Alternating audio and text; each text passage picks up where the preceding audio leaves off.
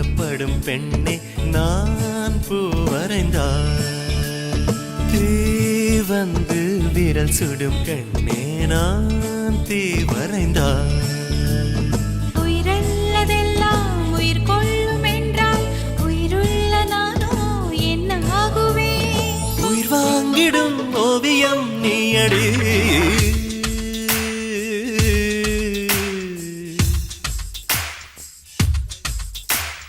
பூவாசம் புறப்படும் பெண்ணே நான் பூ வரைந்தார்.